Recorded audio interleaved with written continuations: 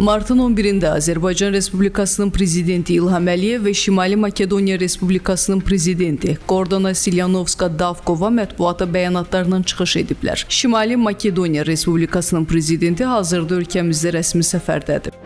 Tramp administrasiyası İran neftinə qarşı sanksiyaları sərtləşdirməyə hazırdır. Bu barədə ABŞ Energetika Nazirliyi qeyd edib.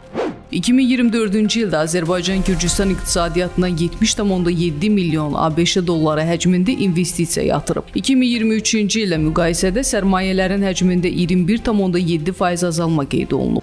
Ukraynanın Moskvaya kütləvi PUA hücumu ATƏT-in baş katibinin səfəri ilə bağlıdır. Bu barədə Rusiya Xarici İşlər Nazirliyinin sözçüsü Mariya Zakharova deyib. Azərbaycan Xarici İşlər Naziri Ceyhun Bayramov Qazaxıstanda rəsmi səfər çərçivəsində Qazaxıstanın Xarici İşlər Naziri Murad Nurtleyev ilə görüşüb. Azərbaycan hava yollarına məxsus təyyarənin Aktau yaxınlığında qəzaya uğramasından dərhal sonra göstərilən operativliyə görə Qazaxıstana təşəkkür edib.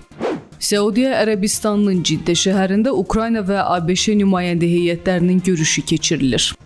İran bildirib ki, nüvə proqramı ilə bağlı hərbi narahatlıqların aradan qaldırılması şərti ilə Amerika ilə danışıqlara açıqdır. Bəyanat ölkənin ali dini rəhbəri Əli Xamneyinin ABŞ prezidenti Donald Trumpın danışıqlar təklifini rədd etməsindən sonra verilib.